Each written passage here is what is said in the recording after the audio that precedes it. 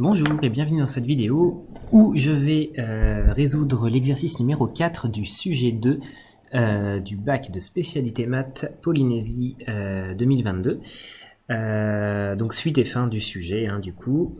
Je rappelle que pour ce sujet il fallait choisir 3 exercices parmi les 4. Alors, donc attaquons cet exercice qui va donc parler de géométrie dans le plan et dans l'espace.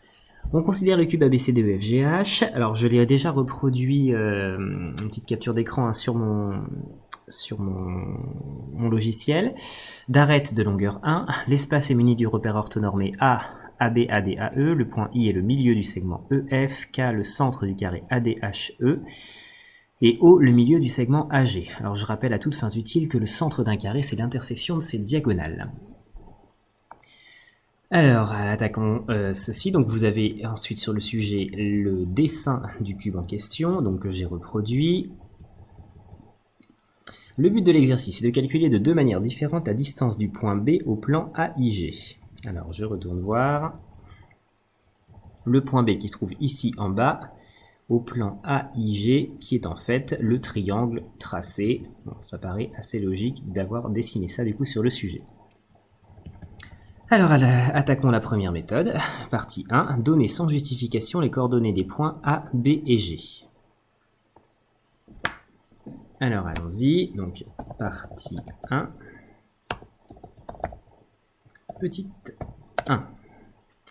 Alors, le point A. Alors, le repère, si je me souviens bien, était donc AB, AD, AE. Là, A étant du coup l'origine, ces coordonnées ne sont pas très difficiles à trouver. On a A de coordonnées 0, 0, 0. Ça va. Ensuite, on a le point B. Donc le point B, en fait, on voit d'après le repère qui est donné, que c'est tout simplement le 1 des abscisses. Donc il a pour coordonnées 1 en abscisse, 0, 0. Ensuite, AD correspond aux ordonnées.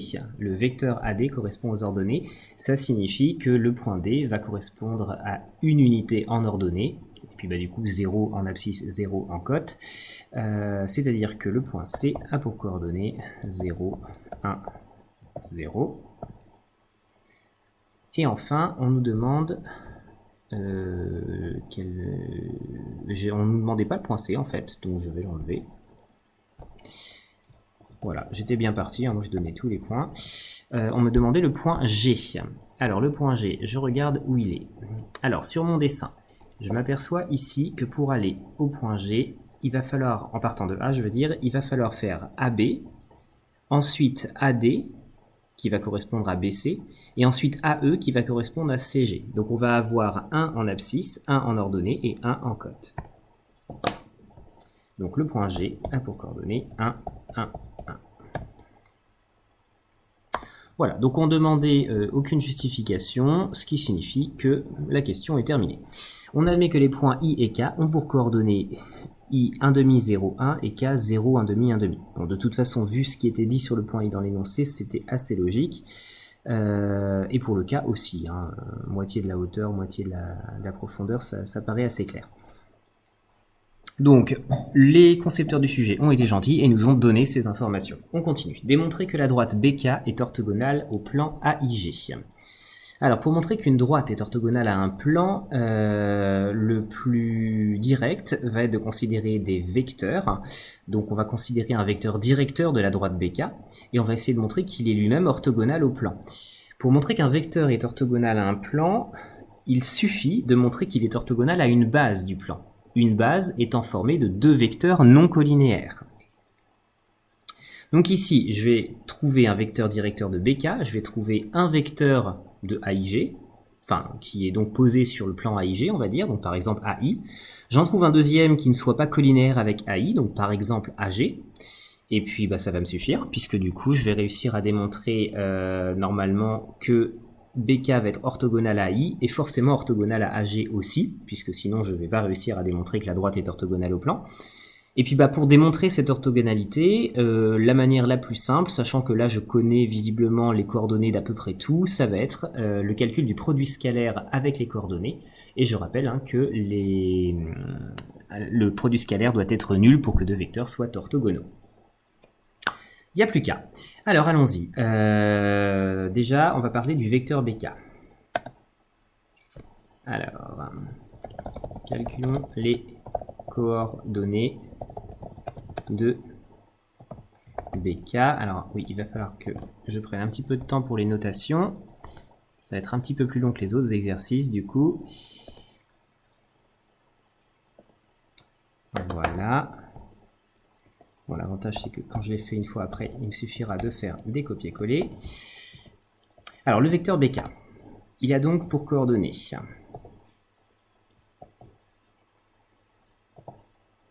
je vais les mettre verticalement, les coordonnées des vecteurs. Alors c'est un choix.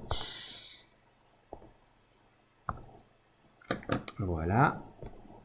Alors, et il m'en faut 3 d'ailleurs, j'en ai mis 2.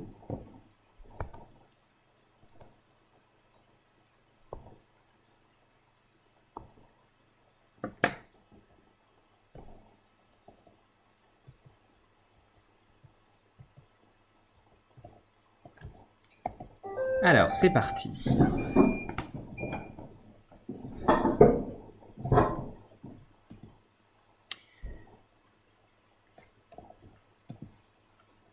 Alors, je calcule les coordonnées donc du vecteur BK,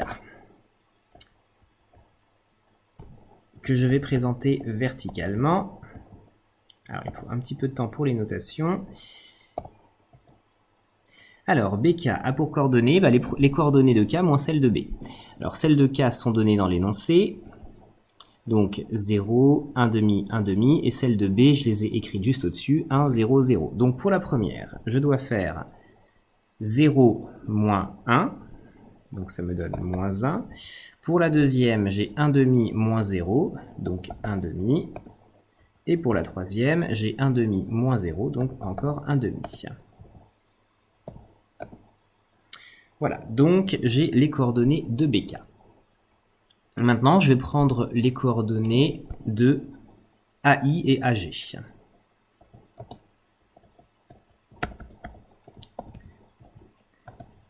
Donc, AI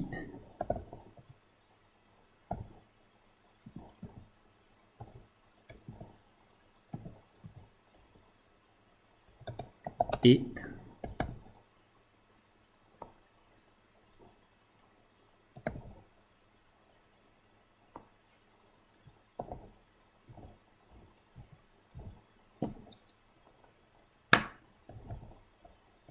je vais y arriver, AG. Alors, j'y vais pour les autres coordonnées, du coup. Bon, je fais des copier-coller pour l'instant, ce sera plus simple à modifier. Alors, pour AI. Alors, la première coordonnée, je fais donc abscisse de I moins abscisse de A, donc 1 demi moins 0, ça fait 1 demi. Ensuite, ordonnée de I moins ordonnée de A, donc 0 moins 0, ça fait 0.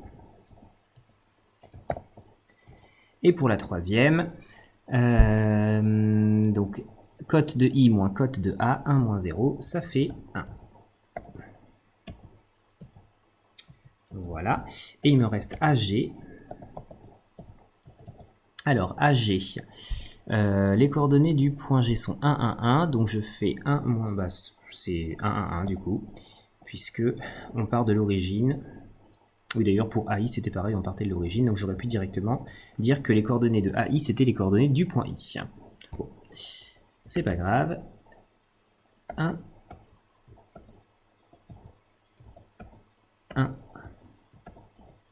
1. Voilà pour AG. Donc maintenant, je vais vérifier que BK, qui est donc, je le répète, un vecteur directeur de la droite BK, est orthogonal à AI et à AG. AI et AG étant eux-mêmes non colinéaires, alors de façon assez claire, puisqu'on a la coordonnée 0 dans AI, enfin l'ordonnée 0 dans AI, on ne la retrouve pas dans AG, donc il est impossible de faire AI fois K qui donnerait AG. Et donc, je vais calculer avec un produit scalaire BK scalaire AI, BK scalaire AG, et vérifier que tout ça, ça fait bien 0. Alors, c'est parti. les produits scalaires. Alors le premier, BK scalaire AI. Donc pour calculer un produit scalaire de deux vecteurs, quand on connaît les coordonnées, on fait x fois x' plus y fois y' plus z fois z'. Donc en l'occurrence, ça va faire moins 1 fois 1 demi, donc x fois x'. Ensuite 1 demi fois 0, donc plus 1 demi fois 0, plus, et enfin 1 demi fois 1, 1 demi fois 1. Et me voilà rassuré puisque j'obtiens moins 1 demi plus 1 demi, c'est-à-dire 0. Donc BK et AI sont bien orthogonaux. Je l'écrirai après. Ensuite, au lieu de BK scalaire AI, je vais donc faire BK scalaire AG maintenant. Alors, donc c'est à peu près le même principe. Moins 1 fois, alors 1 cette fois, plus 1 demi fois 1 aussi, plus 1 demi fois 1. Et donc en simplifiant, ça fait moins 1 plus 1 demi plus 1 demi, c'est-à-dire 0.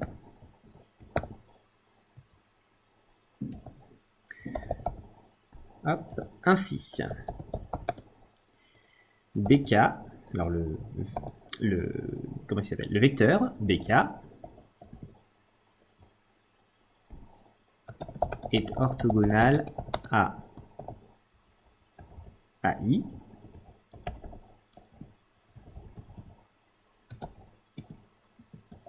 et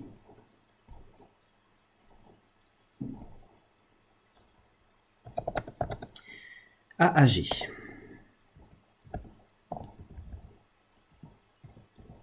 De plus, avec un espace ce sera mieux, AI et AG forment une base, donc AI ne sont pas collinéaires, donc AI et AG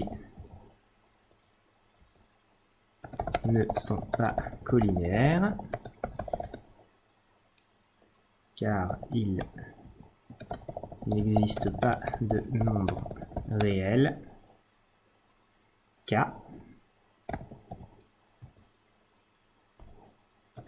tel que AI fois K est égal à AG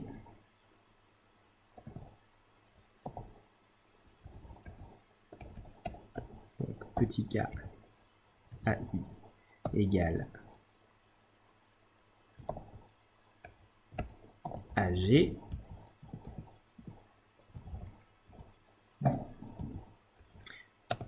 on le voit grâce à la deuxième coordonnée.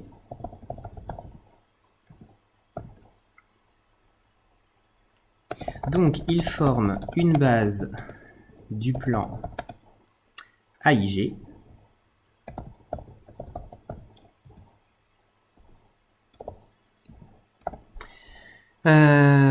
et donc comme BK est orthogonal à AI et à AG, ça veut dire que BK est orthogonal à AIG. D'où BK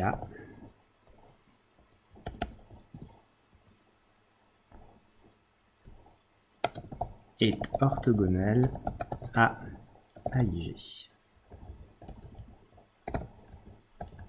Donc au plan, soyons précis, AIG.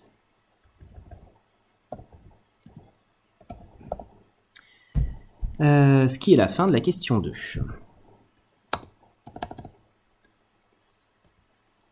Alors on passe à la question 3. Alors, question 3. Vérifiez qu'une équation cartésienne du plan AIG est 2x moins y moins z. Alors, pour trouver une équation égale 0, pardon. Pour trouver une équation cartésienne d'un plan, il va falloir commencer par trouver un vecteur normal. Mais ça tombe bien, on vient de trouver un vecteur normal puisqu'on vient de démontrer que BK est orthogonal au plan AIG. Donc BK est un vecteur normal. Donc d'après la question précédente, BK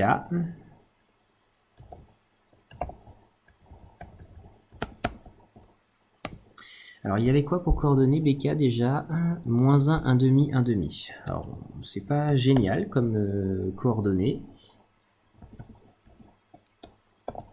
Donc, BK moins 1, 1 demi, 1 demi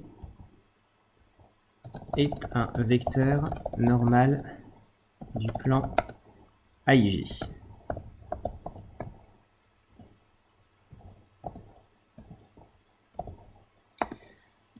Donc, en fait, n'importe lequel de ces multiples serait aussi un vecteur normal à AIG.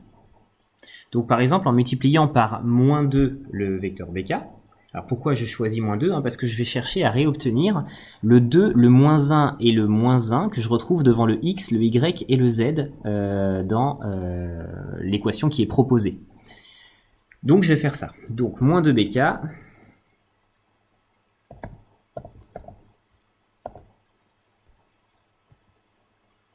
qui a pour coordonnées du coup? Alors, moins 1 fois moins 2, ça va être quoi? Moins 1 fois moins 2, ça va être 2.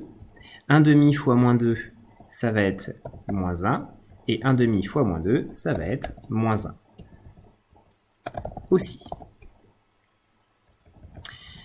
Ce vecteur-là est aussi un vecteur normal du plan AIG. Ainsi, une équation cartésienne du plan AIG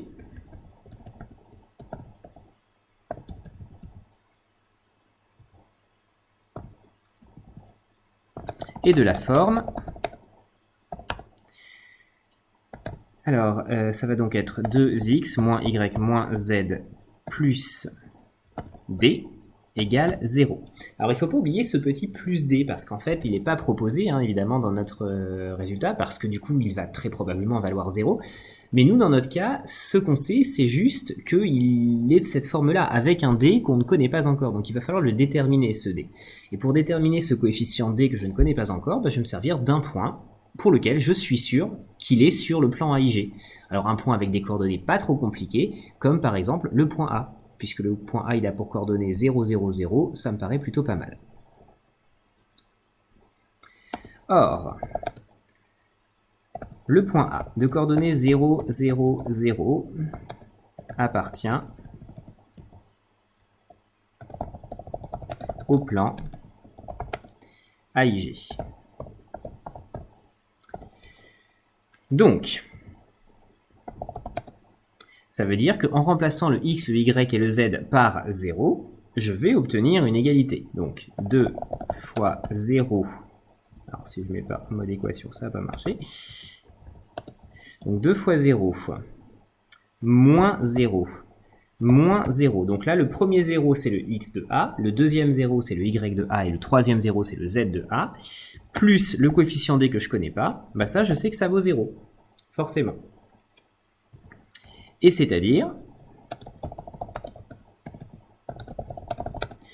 que 2 fois 0, ça fait 0, moins 0, ça fait 0, donc ça d vaut 0. Donc c'est-à-dire que d vaut 0. Alors, puisque d vaut 0, on a trouvé notre équation cartésienne du plan, en fait, donc c'est fini. L'équation cartésienne du plan est donc 2x moins y moins z, alors plus 0 du coup, mais je ne vais pas l'écrire, est égal à 0. Et c'est le moment où on peut écrire CQFD. C'est ce qu'il fallait démontrer. Ensuite, donner une représentation paramétrique de la droite BK.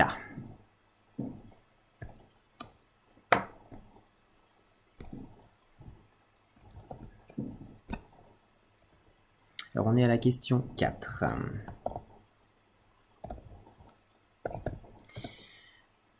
Alors, la droite BK, pour donner une représentation paramétrique, en fait, une représentation paramétrique, ça consiste à donner un point qui se trouve sur cette droite et un vecteur directeur de cette droite. Alors, ça va pas être très compliqué parce que vecteur directeur, on a BK qui en est un, on a aussi moins 2BK qui en est un. Du coup, comme on l'a simplifié un petit peu l'écriture en multipliant par -2, on peut réutiliser celui-là. Un point qui appartient à la droite BK, on n'a qu'à prendre B ou on n'a qu'à prendre K, peu importe. Et puis en fait, avec ça, il suffit de redonner le fait que chaque coordonnée d'un point de cette droite va être, par exemple, pour l'abscisse, ça va être l'abscisse de B plus l'abscisse de n'importe quel vecteur directeur. Ensuite, l'ordonnée, ça va être l'ordonnée de B plus l'ordonnée du même vecteur directeur, un certain nombre de fois. Et pareil pour la cote, donc cote de B plus la cote de ce même vecteur directeur, le même nombre de fois, bien sûr. Donc, comment est-ce que ça se traduit par une représentation paramétrique? Eh bien, je vais écrire que donc une représentation paramétrique de BK et... Alors, donc je vais choisir de partir du point B, pour ma part, parce que ces coordonnées me paraissent plus simples. Il n'y a absolument aucune obligation. Il faut bien en être conscient. Alors, j'ai besoin d'une accolade sur laquelle je vais mettre 3 lignes. Alors ça, il faut que je le mette là. Voilà. Alors, d'abord le x. Donc, x est égal à... donc les coordonnées du point B. Les coordonnées du point B, je les avais données un peu plus haut. Je vais retourner les chercher. Je ne les ai pas retenues par cœur. Donc c'était 1, 0, 0. Donc x égale 1 plus quelque chose. Y égale 0 plus quelque chose. Et z égale 0 plus quelque chose. Et le quelque chose que je dois rajouter, c'est un certain nombre de fois le vecteur directeur. Donc vecteur directeur que je dois choisir, donc soit je choisis BK, soit je choisis moins 2BK, soit même autre chose, en fait ça n'a aucune espèce d'importance du moment que c'est un vecteur qui est collinéaire à BK. Donc là je vais réutiliser moins 2BK qui a des coordonnées plutôt simples, donc je vais mettre plus 2 fois un paramètre du coup qui est le nombre de fois que je vais rajouter ce vecteur, donc je vais l'appeler T par exemple. Donc 1 plus 2 fois T, 0 plus moins 1 fois T, et enfin 0 plus moins 1 fois T. Bon, alors là je détaille énormément, il n'y aurait pas besoin évidemment d'écrire autant que ça je pense le jour du bac. Et une fois que j'ai écrit ça, je rajoute T étant bien entendu dans R. Alors est-ce que c'est cette... Non, c'est pas cette notation là. Alors, je vais aller le chercher dans les caractères spéciaux.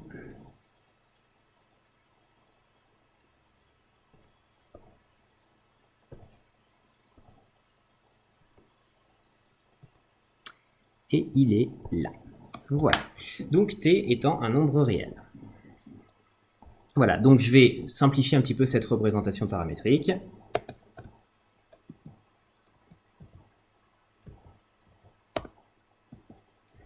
C'est-à-dire, alors hop, je la recopie. Alors x égale 1 plus 2t, y est égal à moins t,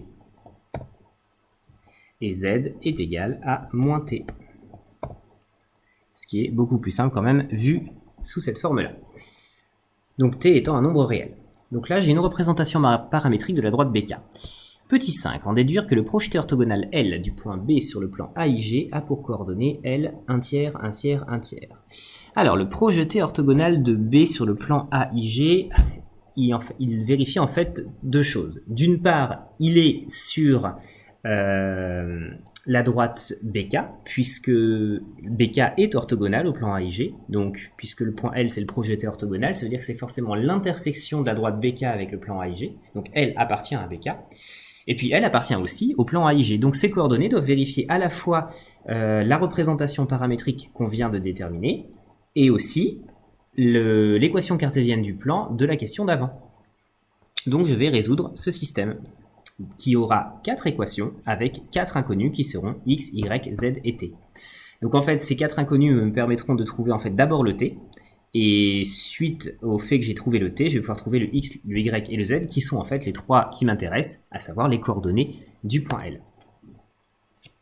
Alors c'est parti pour cette intersection. Donc c'est la question 5. Le point L est l'intersection de BK et AIG.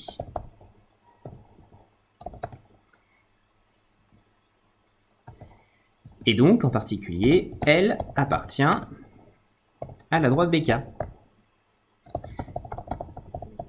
Ce qui signifie que on va avoir l'existence d'un certain T. Alors, il faut que je sorte de ça. Il existe T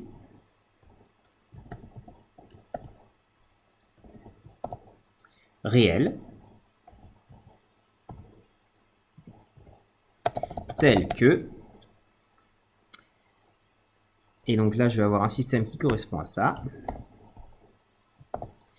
x est égal, donc x de L du coup, je vais préciser, x de L est égal à 1 plus 2t, y de L est égal à moins t, et z de L est égal à moins t. Donc là il en existe un, c'est sûr. Oups, c'est pas ça que je voulais faire. De plus, on a aussi que L appartient à AIG.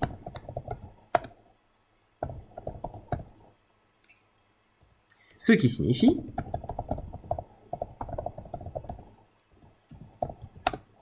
que cette fois, on a les coordonnées de L qui vérifient l'équation cartésienne du plan.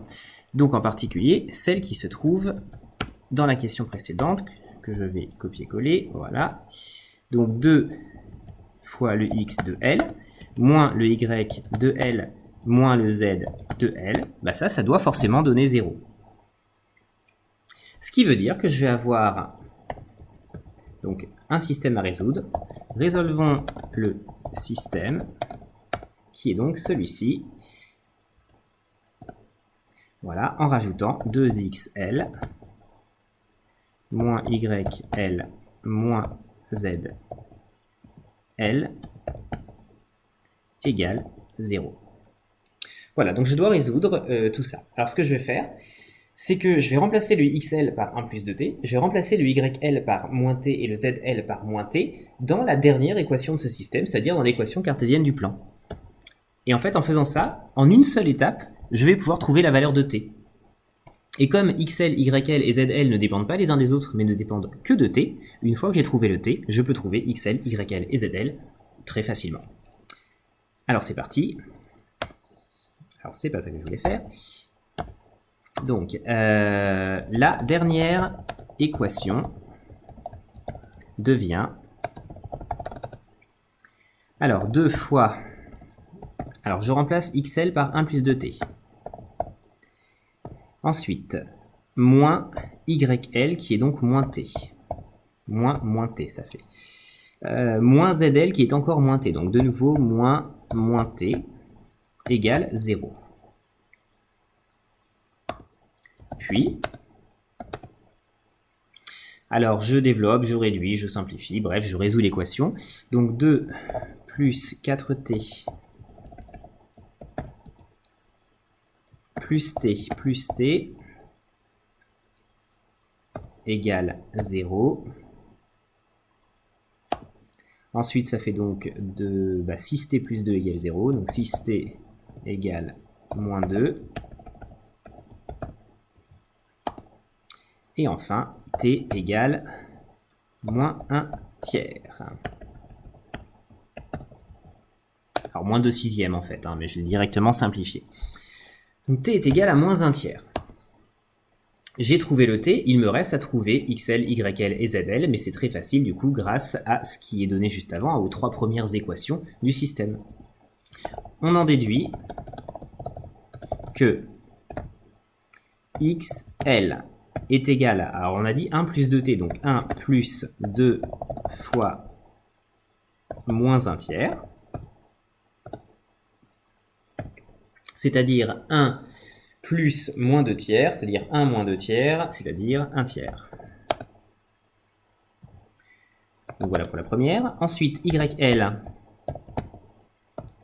est égal à moins T, donc moins 1 tiers, donc 1 tiers. Hop, c'est direct. Et ZL égale 1 tiers. Pour la même raison, moins 1 tiers, ça fait 1 tiers. Voilà. D'où les coordonnées de L sont quoi du coup? Sont 1 tiers, 1 tiers, 1 tiers.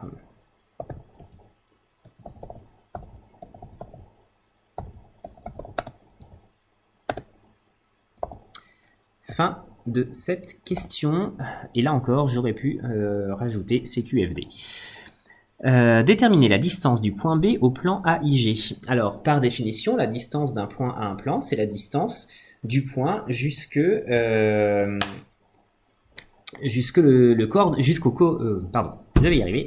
projeté orthogonal sur le plan. Donc, en fait, il suffit de calculer BL. Alors, question 6. La distance de B à AIG et la distance de B à son projeté orthogonal sur AIG. Donc, il s'agit de la distance BL. Alors oui, sauf que du coup, une distance, quand je connais les coordonnées, bah, c'est la formule que je connais par cœur, hein, qui dérive du théorème de Pythagore, à savoir xl moins xb le tout au carré, plus yl moins yb le tout au carré, plus zl moins zb le tout au carré, et la racine carrée de tout ça. Alors allons-y. BL égale, alors je vous réécris la formule. Alors, je disais XL moins XB au carré plus YL moins YB au carré plus ZL moins ZB au carré, et donc la racine carrée de tout ça,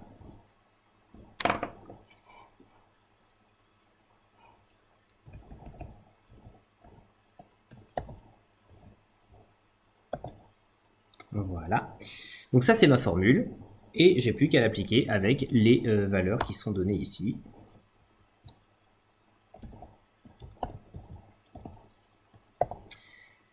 Alors, le x de L, on a dit que c'était 1 tiers.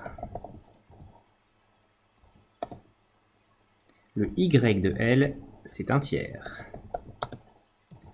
Le z de L, c'est 1 tiers. Et ensuite, les coordonnées du point B sont... Alors, il va falloir que je retourne les chercher. Elles ne veulent vraiment pas rentrer. Je ne m'en souviens jamais. Les coordonnées du point B, c'est 1, 0, 0. Donc ici, 1. Ici, 0. Et ici, 0. Voilà. Donc 1 tiers moins 1 au carré, plus 1 tiers moins 0 au carré, plus 1 tiers moins 0 au carré. Je vais prendre ma calculatrice pour faire ce calcul. Alors on y va. Racine carrée de 1 tiers moins 1 au carré plus 1 neuvième plus 1 neuvième. Oups, faut pas que je le fasse comme ça, ça va pas marcher. Plus 1 neuvième. Alors, je me suis permis de directement faire 1 tiers au carré, hein, de tête. Et donc, je fais le calcul de tout ça. Et ça me donne racine carrée de 6 sur 3. Alors, allons-y. BL est égal à racine carrée de 6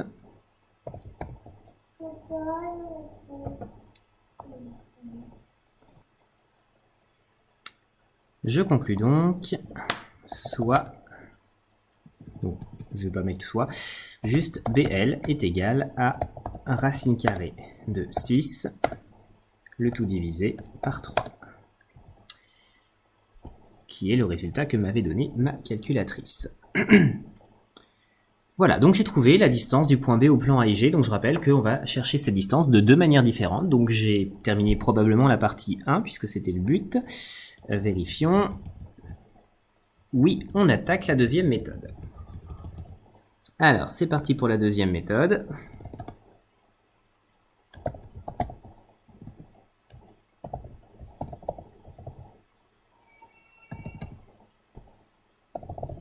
Partie 2. On rappelle que le volume V d'une pyramide est donné par la formule V est égal à 1/3 fois B fois H, B est l'aire d'une base et H la hauteur associée à cette base. Justifiez que dans le tétraèdre ABIG, GF est la hauteur relative à la base AIB. Alors là, je vais aller rechercher mon dessin. Je vais le refaire d'ailleurs un peu plus bas, voilà, histoire de l'avoir toujours un petit peu sous les yeux. Voilà. Et donc, on me parle du tétraèdre ABIG, que je vais donc matérialiser en couleur. Alors, AB, il est là.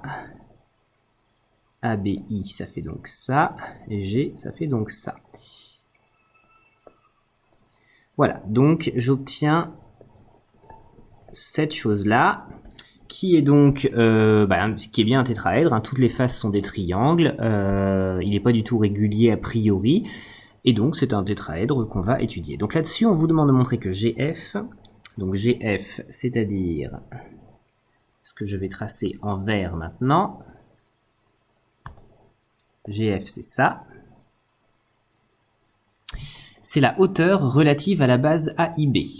Alors pour montrer que c'est une hauteur relative à une base, il y a deux choses. D'une part, ça passe par le sommet opposé, donc par G, bon, ça c'est gagné. Et d'autre part, il faut que ce soit orthogonal. Donc il faut montrer que GF est orthogonal au plan AIB. Bah, c'est pas très compliqué parce que je crois qu'il avait été dit dans l'énoncé que c'était un cube, l'engin ici. Donc puisque c'est un cube, évidemment, les côtés sont orthogonaux les uns aux autres. Je vais juste vérifier, on considère le cube ABCD, EFGH, donc c'est bien ça. On était où? On était là, voilà. Alors c'est parti, je commence à rédiger.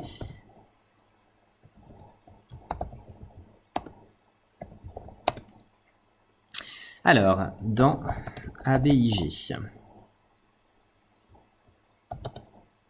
GF, donc la droite, hein, GF, passe par le sommet opposé à la face AIB,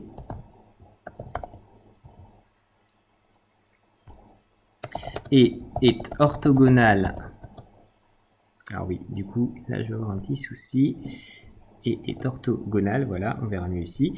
Et est orthogonal à cette face, car GF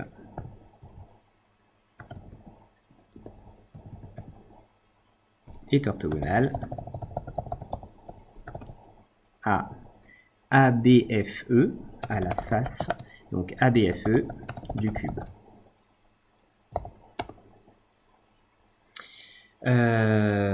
Donc il s'agit bien de la hauteur du tétraèdre ABIG relative à ABI. Ok. En déduire le volume du tétraèdre ABIG. Donc il faut clairement utiliser la formule qui est donnée, c'est-à-dire 1/3 fois base fois hauteur, base sous-entendant R de la base bien sûr, R de la base étant donc ici la face AIB, qui est elle-même un triangle, qu'il va donc falloir étudier parce qu'on a besoin de son R. Alors, dans les hypothèses, on avait dit que I était le milieu de EF, ce qui voulait dire que AIB était un triangle isocèle en I. Donc AIB est isocèle en I. Ce qui ne sert absolument à rien en fait de le dire maintenant. En fait, qu'est-ce que j'ai besoin pour un... Alors oui, donc ça on va l'utiliser un peu plus tard à mon avis. En fait, ce que j'ai besoin de dire, c'est que pour calculer l'aire de AIB, donc pour calculer R... Alors, je vais faire un A d'abord de AIB.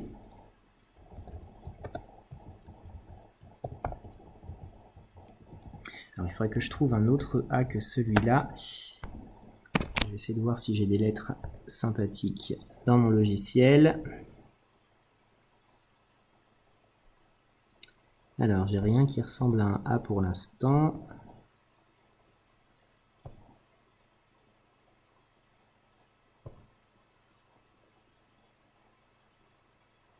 Bon, tant pis. Je le modifierai plus tard si j'y arrive.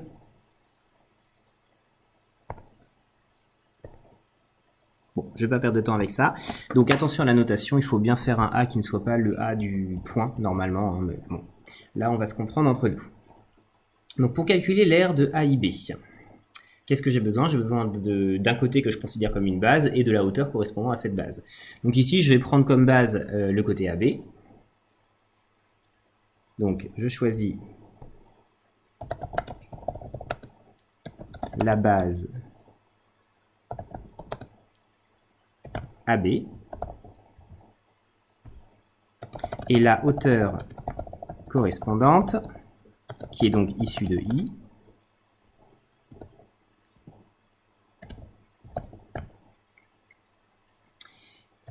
est égale au côté du cube, donc à 1, puisque le cube était de côté 1. Ça veut dire que pour calculer l'aire de AIB,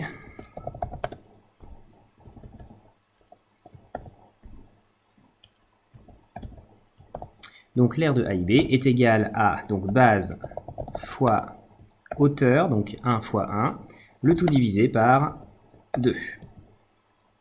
Alors je vais mettre le 1 fois 1 en haut. Voilà, ça va peut-être être plus clair pour tout le monde. Donc base fois hauteur divisé par 2, donc ça c'est pas redonné par l'énoncé, hein, il faut le connaître par cœur, base fois hauteur divisé par 2, c'est-à-dire 1/2.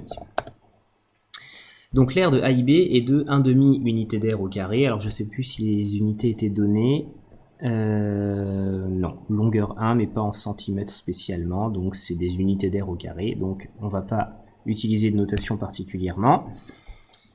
Donc l'aire de AIB c'est 1/2 au carré. Et il faut que je fasse maintenant 1/3 fois base fois hauteur pour trouver le volume du tétraèdre.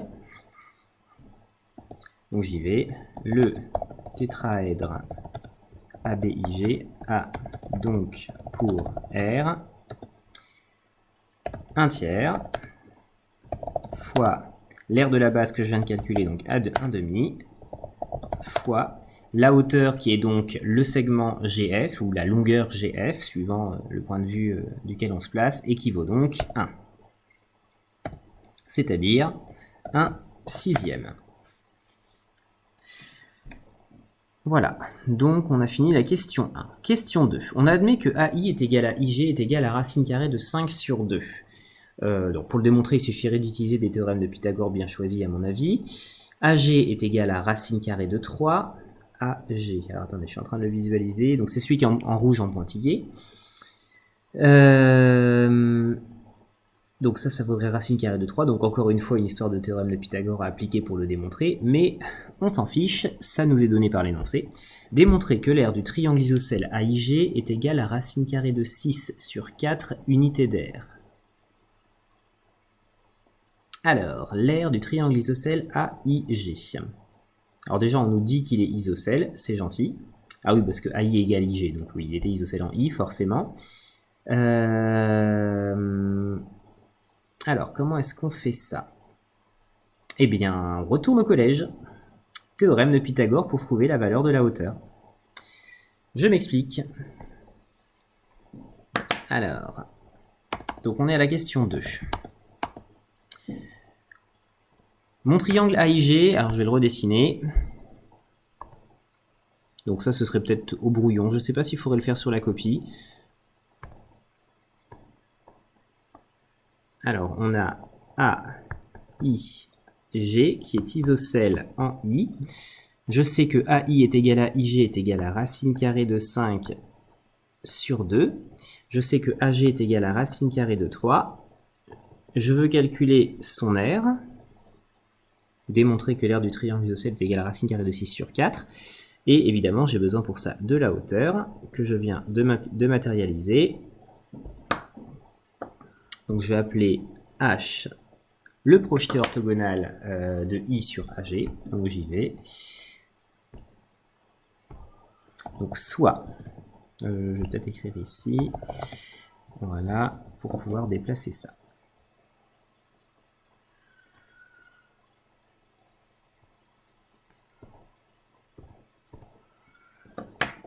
Hop.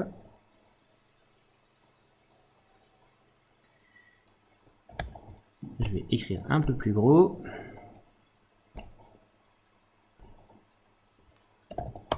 Ah, il n'a pas pris en compte.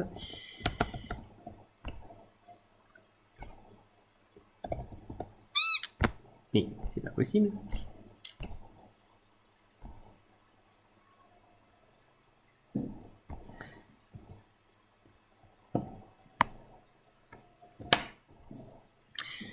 Soit H, pardon, soit H le projeté orthogonal de I sur AG.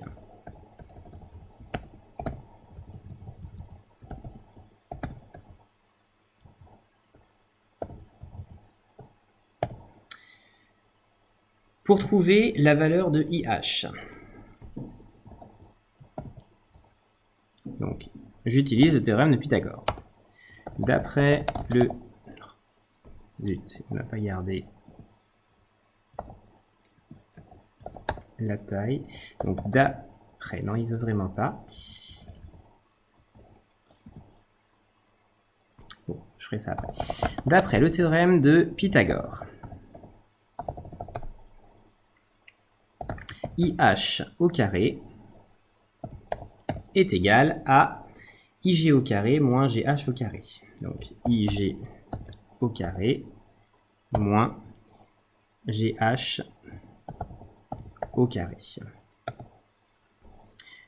Donc appliquer, je vais peut-être préciser où je l'applique, le théorème de Pythagore. Donc dans AIH, qui est lui-même rectangle en H. D'après le théorème de Pythagore appliqué dans AIH rectangle en H, j'obtiens, évidemment je l'ai fait pas dans AIH mais dans GIH, donc il faut que je mette les bonnes lettres. Voilà, donc IH au carré est égal à IG au carré moins GH au carré. Alors je calcule, qu'est-ce que ça donne tout ça?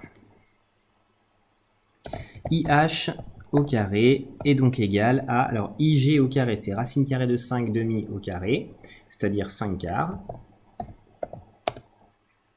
moins GH au carré, ça va être racine de 3 sur 2 au carré. Alors le sur 2, je le sais parce que justement le triangle est isocèle et que donc AH et GH valent la même chose et donc la moitié de racine carrée de 3. Donc est égal à GA sur 2 au carré. Alors je vais mettre les bonnes parenthèses.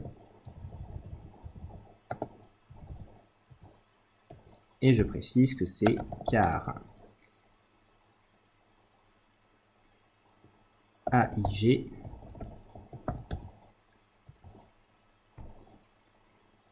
est rectangle en isocèle, pardon, et isocèle en I.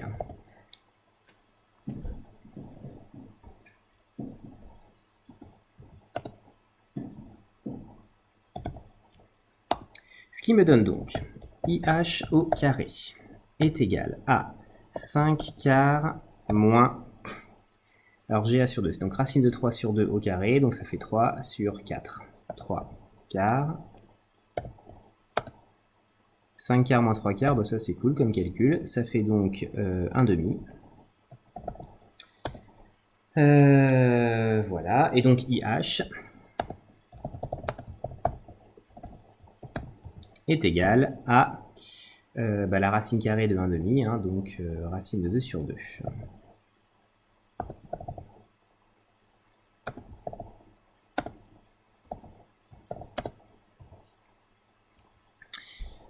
Voilà. Qu'est-ce qu'il fallait que je montre? L'aire du triangle isocèle AIG est égal à ça. Alors, donc j'ai mon IH qui est donc ma hauteur. Je connaissais ma base, j'ai donc plus qu'à multiplier base par hauteur et diviser par 2. Donc on y va. On en déduit que l'aire de AIG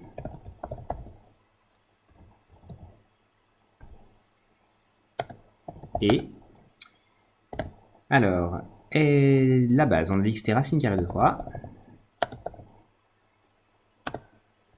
fois la hauteur, c'est-à-dire racine de 2 sur 2,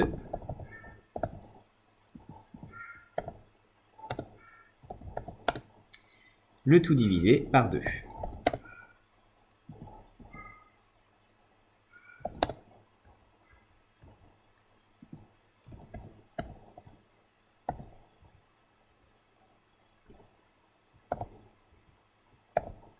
Voilà, et donc je peux peut-être préciser quelle est la formule que j'ai utilisée avant, c'est-à-dire AG fois AI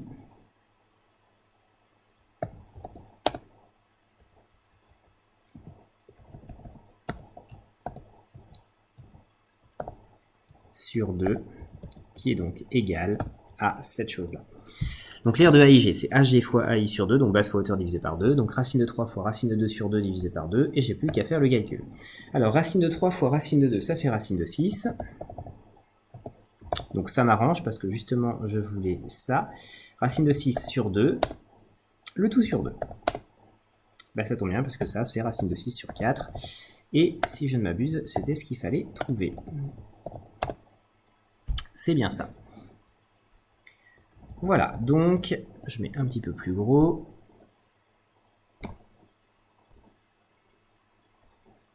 Voilà, c'est quand même un peu plus lisible. Et donc on a terminé cette question 2. Et petit 3, en déduire la distance du point B au plan AIG. Alors en déduire, c'est-à-dire qu'on doit utiliser les questions précédentes. On vient de calculer l'aire de AIG. Et on avait dit... Alors je vais regarder mon dessin. L'aire de AIG, donc AIG, d'accord. Et on avait dit que BL était justement orthogonale au plan AIG tout à l'heure. Donc ça signifie que BL, c'est la hauteur issue de B dans le tétraèdre ABIG. Et donc on va pouvoir s'en sortir, puisqu'on connaît maintenant le volume, ou pas encore. Oui, le volume, on l'a trouvé déjà en B. Alors... le volume du tétraèdre ABIG, alors je vais encore une fois essayer d'écrire un peu plus gros, voilà, c'est un peu mieux. Donc le volume du tétraèdre ABIG peut se calculer grâce à la formule 1/3 fois R de ABIG fois hauteur relative à ABIG. Or, la hauteur relative à ABIG, c'est pas ABIG, pardon, c'est, je me suis trompé, j'ai mis le nom du tétraèdre à chaque fois, c'est AIG, et la hauteur relative à AIG. Au passage, hein, vous le voyez, hein, ça arrive à tout le monde de faire des erreurs, il faut juste bien penser à s'en rendre compte, et au passage, hein, n'hésitez pas, si vous voyez des coquilles dans la vidéo, ça peut toujours arriver, à me le signaler, et il faudra que je fasse des correctifs si cela se produit. Je disais donc, la hauteur relative à AIG, du coup, et pas à BIG, bah, qu'est-ce qu'elle a de spécial cette hauteur? Elle passe par B et est orthogonale à AIG. Alors à la face AIG. Je vais préciser. Il s'agit donc de la droite BK.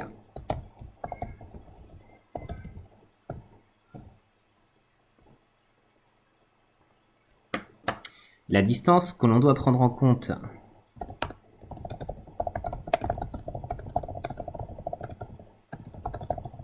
pour le calcul du volume est donc la distance de B à son projeté orthogonal, donc la distance BL.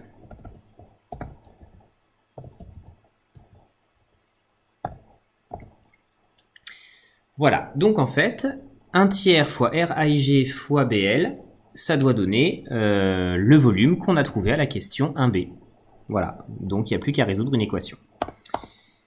Ainsi, on a donc 1/3 fois, alors l'aire de AIG, on a dit que c'était racine de 6 sur 4.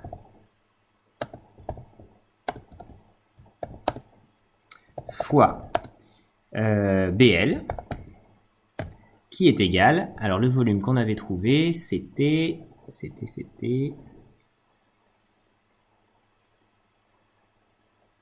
Alors j'avais mis R d'ailleurs, au lieu d'écrire volume.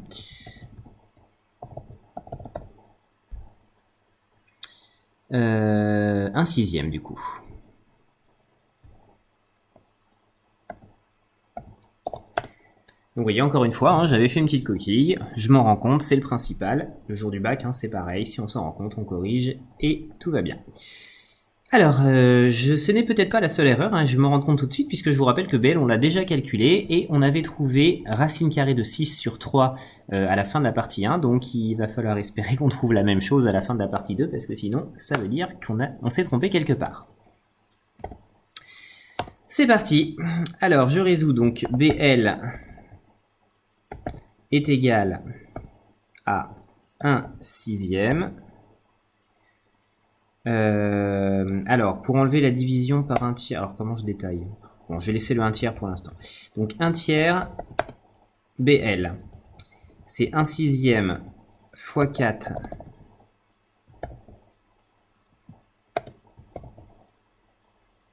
divisé par racine carrée de 6.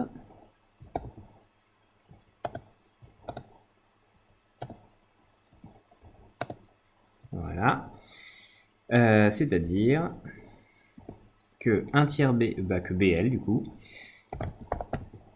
est égal à le tout fois 3, donc 3/6, un demi du coup, hein, fois 4 sur racine carrée de 6.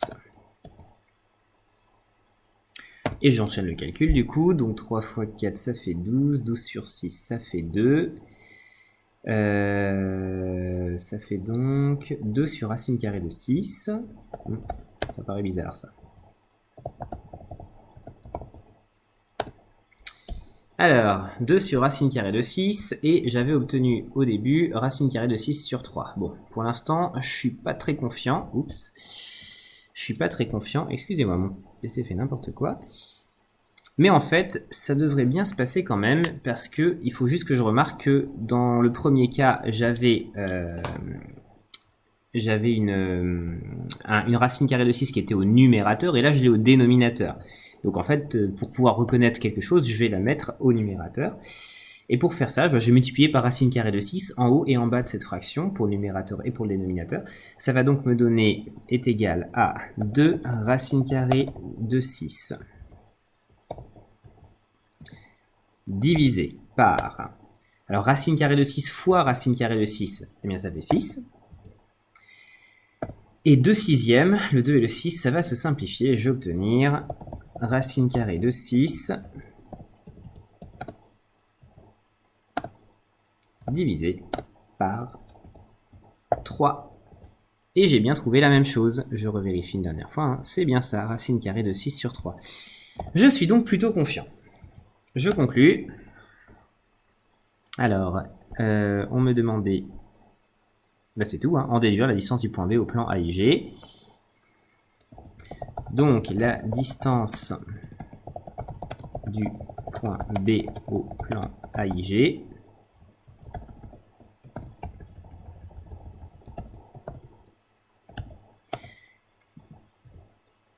qui est aussi la hauteur relative à AIG dans le tétraèdre ABIG vaut racine carrée de 6 sur 3 une nouvelle fois. Et donc, je suis satisfait de ce que j'ai fait, puisque ça me paraît tout à fait correct. Eh bien, ça va être la fin de cette vidéo, et par la suite, la fin de ce sujet. Alors, très clairement, avec un choix de 3 exercices parmi 4 sur ce sujet, je pense que ce dernier exercice me paraissait être le plus long, le plus fastidieux. Personnellement, je pense que j'aurais pris les 3 premiers. Bon, après là j'étais un peu embêté par le fait que les notations sur ordinateur sont pas forcément très pratiques, mais malgré tout, hein, il était plus facile je pense de faire des erreurs sur cet exercice que sur les 3 autres. Bon, après voilà, c'est au choix du candidat, hein. J'espère que la vidéo vous a plu et qu'elle vous aura aidé surtout à comprendre comment on résout un sujet de bac. Donc je vous dis à bientôt pour peut-être de nouvelles vidéos.